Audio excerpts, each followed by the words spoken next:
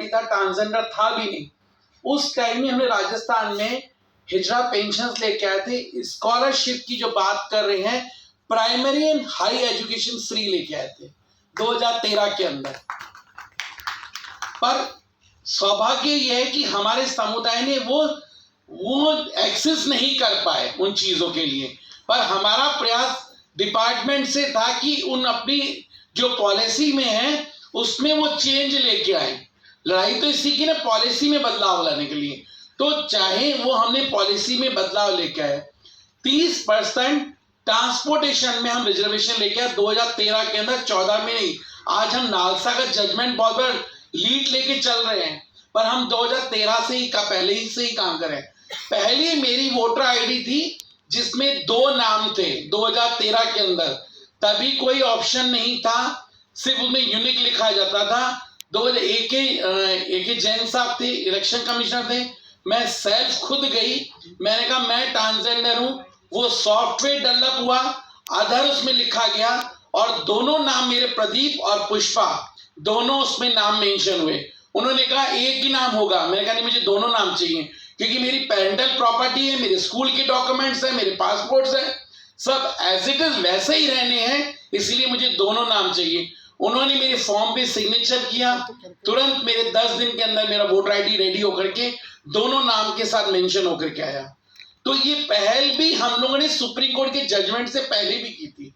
ये लड़ाई आज तो हमारे पास बहुत बड़ी लीड है, हम कह रहे हैं नालसा का जजमेंट, पर हम बिना जजमेंट पे भी we are the equality, we are inclusive की बात करें, समानता की बात करें, तो अगर हम किसी भी डिपार्टमेंट में जाकर के अपने आप को प्रेजेंट कर रहे हैं, अपने समुदाय को प्रेजेंट करें, तो मेरे को नहीं लग रहा कोई डिपार्टमेंट मना करेगा, क्योंकि हमारा संविधान इक्वालिटी की बात कर रहा है, इंक्लूसिव की बात ऑलरेडी कर रहा है।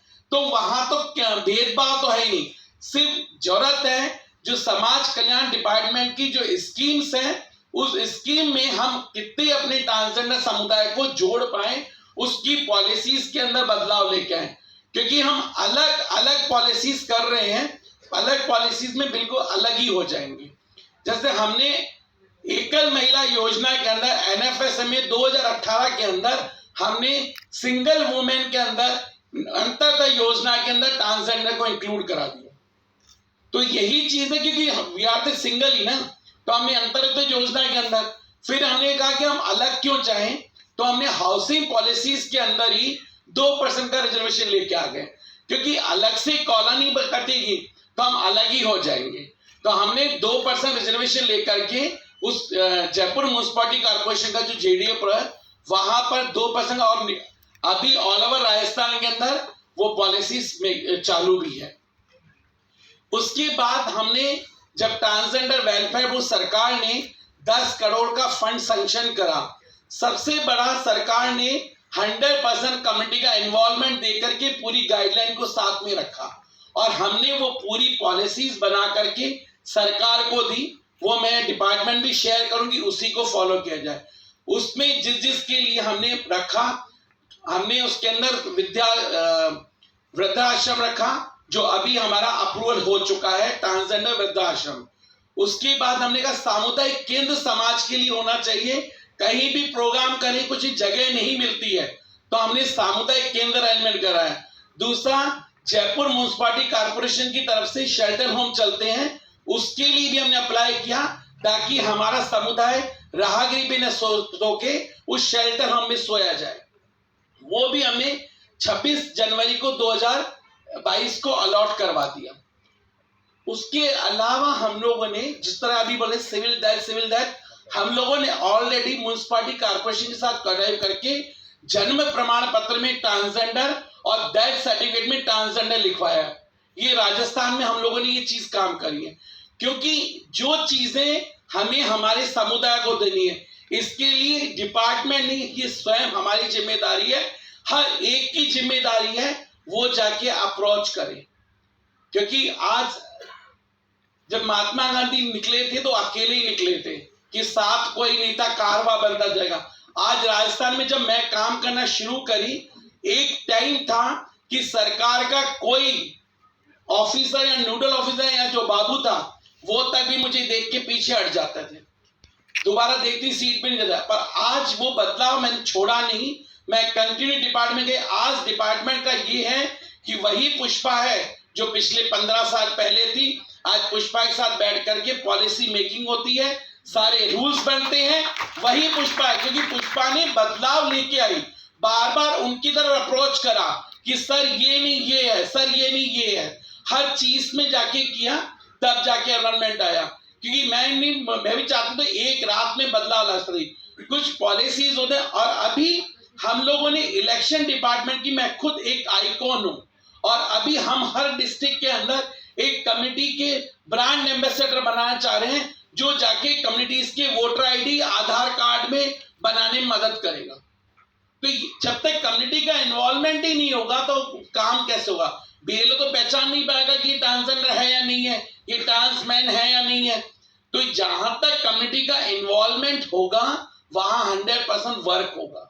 क्योंकि जब तक हम किसी को आइडेंटिफाई नहीं कर पाएंगे समाज को, तो हमने मॉड्यूलर इलेक्शन डिपार्टमेंट को दिया, और उन्होंने उस मॉड्यूलर को, उनको समझ में आया, उस मॉड्यूलर को उन्होंने तुरंत अप्लाई करके कल ही मेरे पास उनकी लेटर आ गया, और कलेक्टर डिपार्टमेंट ने मुझे आइकॉन, राजस्थान का आइकॉन बना दिया। तो बात आइकॉन की नहीं है, बात है कम्युनिटी तक सर्विसेज पहुंचने की। हमने एसआरएस की बात कर रहे हैं, यहाँ पर हम उसमें बात कर रहे हैं। राजस्थान में ऑलरेडी हम लोगों ने 2.5 लाख रुपए ट्रांसजेंडर्स के एसआरएस के लिए दे रहे हैं। साथ में जो बच्चा एजुकेशन कर रहा है उसकी स्कॉलरशिप भी दे रहे हैं। जो बच्चा ट्रांसजेंडर बच्चा जो बाहर रह रहा है, अगर रूम में बाहर रह रहा है, उसका रूम का रेंट भी दे रहे हैं विद उसकी रेंट की स्लिप के अकॉर्डिंग में। तो ये सब एम्प्लॉयमेंट तब हुआ जब हमने सरकार को अपनी पॉलिसीज, हमारे समाज के बारे में बताया, उनकी ये प्रॉब्लम्स है।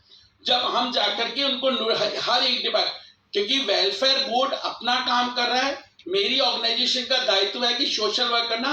हर एक डिपार्टमेंट, वेलफेयर बोर्ड नहीं लेटर लिखता, मैं खुद जाती हूँ वहां के डिप्टी डायरेक्टर से मिलती हूँ और बात करती बताती हूँ।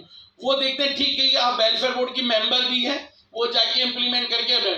क्योंकि मेरी खुद की ऑर्गेनाइजेशन है, अगर मेरी खुद की ऑर्गेनाइजेशन जाकर के प्रेजेंटेशन दे रही है तो वेलफेयर बोर्ड की जरूरत नहीं है। वहां मुझे समाज को काम करना, तो स्टेट के लिए काम करना है। इसीलिए हमने बदलाव राजस्थान को लेकर आया, एक राजस्थान का मॉडल लेके आए कि सरकार का बदलाव। बोर्ड तो 2016 में बना था, 26 अगस्त 2016 को बना था, पर पिछली सरकार ने भी नहीं किया। उस समय तक हमने 2018 के अंदर इलेक्शन डिपार्टमेंट में एक जेंडर कमेटी बनाई। उन्होंने मुझे मिला सिर्फ 3 कलेक्टर ने अच्छा से वर्क किया, बाकी कहीं काम पर हमने शिकायत नहीं करी। उन्होंने क्यों नहीं किया? हमने कहा इसको और बेटर तरीके कैसे कर सकते हैं, तो हमने ये दूसरा नया मॉडल लेके आए। क्योंकि हम कंप्लेन करेंगे तो कंप्लेन से काम नहीं होगा, वी वांट तो उसको चेंज करके, कैसे मॉडल को चेंज करके उसको काम कर सकते हैं। तो वही बदलाव हमें हर स्टेट में लाना है, ताकि समाज तक 100% जो गवर्नमेंट स्कीम्स हैं वो उन तक पहुंच पाए और समाज एक मुख्य धारा से जुड़ पाए। सरकार यही चाह रही है कि समाज में मुख्य धारा से, वोटर बैंक किसी को कोई नहीं चाहिए। वोटर बैंक आज मेरे पास कोई भी फोन की सिम भी लेने चाहती हूँ, we require the Aadhaar card, we require the PAN card, we require the everything bank. पर ये सिर्फ मेरी जरूरत है, वोट बैंक की जरूरत है, ये मेरी जरूरत है कि मुझे वो चीजें एक्सेस करनी है। वो कैसे करनी है वो मुझे खुद जाकर जागरूक होना पड़ेगा। और जब समाज खुद जागरूक होगा तो मुझे जरूरत नहीं पड़ेगी आज इस तरह बैठ करके हम किसी ऑफिसर या किसी माफ करने में कि किसी ऑफिसर की जाकर के मुझे चाकरी करनी में मेरे को ये चाहिए, मेरा ये दायित्व है, मुझे ये चाहिए। जैसे मैं यहाँ भारत में पैदा हुई हूँ तो ये सारे डॉक्यूमेंट मुझे रिक्वायर्ड है, ये मुझे चाहिए। और यही चीज हम हमारे समाज को, हमने पैरालीगल वॉलंटियर्स रेडी करे सालसा के थ्रू में, डालसा के साथ काम किया, फ्री लीगल एड पे काम किया। आज हमें वकील की कहीं जरूरत पड़े तो हमारे समाज के लिए फ्री वकील है। इन सब हम पॉलिसीज पे हम पहले से ऑलरेडी ग्रास लेवल पे काम कर चुके हैं, ताकि समाज को, अगर मैं हूं या नहीं हूं, समाज को आने वाले जनरेशन को दिक्कत ना हो। क्योंकि ये अभी हाल ही में 4000 का सिंगल विंडो की बात कर रहे थे, सिंगल स्टॉप वर्क की बात कर रहे थे। ऑलरेडी राजस्थान सरकार ने सिंगल विंडो रन प्रोसेसिंग चालू कर दी है, और अभी जब कलेक्टेड में है वहां सिंगल विंडो। आईडी कार्ड की बात करें, फ्री आईडी कार्ड, मैं आपको बता रही हूँ, एक सेकंड, हम नेशनल आईडी की बात कर रहे हैं, मैं ऑलरेडी स्टेट आईडी और ट्रांसजेंडर्स की बना रहे हैं हम लोग, क्योंकि स्टेट का डाटा भी हमारे पास होना चाहिए। सिर्फ नेशनल डाटा नेशनल की पॉलिसीज के लिए, पर कुछ पॉलिसीज स्टेट की भी, तो स्टेट का भी डाटा होना चाहिए। तो ये वाली आईडी हम लोग बना रहे हैं, क्योंकि नेशनल आईडी तो एक पेज पे आ रही है, पूरे ब्लैक एंड व्हाइट आ रही है, और हम हमारी स्टेट में टीजीआईडी का ये और बना रहे हैं, ताकि समाज का स्टेट का डाटा भी हमारे पास होना चाहिए, क्योंकि नेशनल का डाटा अपना है, स्टेट का डाटा अपना है।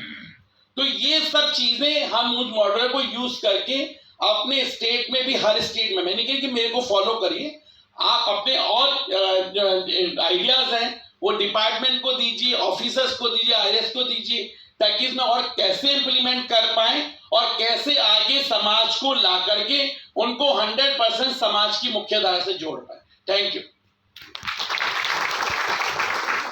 आपल्याला वेगवेगळ्या विषयांनुसार काय अपेक्षित आहे ते त्या यादीमध्ये आहे, तो मी ठराव आपल्या सगळ्यांना वाचून दाखवते। विषय आहे शिक्षण। शालेय व उच्च शिक्षण मोफत असावे। शालेय अभ्यासक्रमात तृतीयपंथीयांच्या जीवनावर आधारित पाठ असावा। विज्ञान विषयात गुणसूत्रांची माहिती देताना तृतीयपंथीयांच्या गुणसूत्रांची माहिती दिली जावी। शाळांमध्ये तृतीयपंथी विद्यार्थ्यांना ओळखून समुपदेशन देण्याची सोय करण्यात यावी। उच्च शिक्षणामध्ये तृतीयपंथी विद्यार्थ्यांना ओळखून समुपदेशन देण्याचीही सोय करण्यात यावी। इतर विद्यार्थ्यांकडून होणाऱ्या छळामुळे तृतीयपंथी विद्यार्थी शिक्षण अर्धवट सोडतात, त्यासाठी महाविद्यालयांनी अशा विद्यार्थ्यांसाठी समुपदेशन केंद्र सुरू करावे। बऱ्याच तृतीयपंथीयांना शिकूनही रोजगार मिळत नाही, या मुलांसाठी कौशल्याधारित शिक्षणाची सोय करण्यात यावी। वैद्यकीय अभ्यासक्रमामध्ये तृतीयपंथीयांचे किंवा LGBTIQ+ यांचे शारीरिक संबंध विकृत असतात, अशा प्रकारचे गैरसमज पसरवणारी किंवा अशास्त्रीय वाक्य वगळण्यात यावी। विषय रोजगार। शासनाच्या विभागांमध्ये सर्व तृतीयपंथीयांसाठी आरक्षण ठेवावे। तृतीयपंथीयांनी स्वतंत्र व्यवसाय, लघु उद्योग सुरू करण्याच्या दृष्टीने त्यांना प्रशिक्षण आणि बिनव्याजी निधी उपलब्ध करून देण्यात यावा। विषय निवारा। म्हाडा, सिडको या गृहनिर्माण यंत्रणांमध्ये तृतीयपंथीयांसाठी आरक्षण ठेवण्यात यावे। स्वतःचे घर घेण्यासाठी बिनव्याजी कर्ज उपलब्ध करून देण्यात यावे। विषय आरोग्य। शासकीय इस्पितळामध्ये तृतीयपंथीयांच्या लिंगबदलाची सोय करण्यात यावी। लिंगबदलाच्या दीर्घकाळाच्या उपचार पद्धतीत त्यांना नोकरीत पगारी रजा देण्यात यावी। इतर काही विषय आहेत, त्यामध्ये तृतीयपंथीयांवर अन्याय करणाऱ्या किंवा त्यांचा अपमान करणाऱ्या व्यक्तींवर कडक कारवाईची तरतूद करण्यात यावी।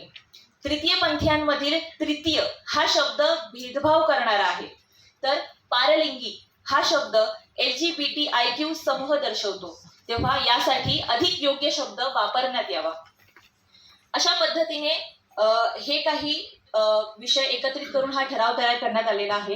तर हा ठराव आम्ही त्या विभागांना, सर्व राजकीय पक्षांना आणि इथे उपस्थित सर्व NGOच्या प्रतिनिधींना सुद्धा पाठवू।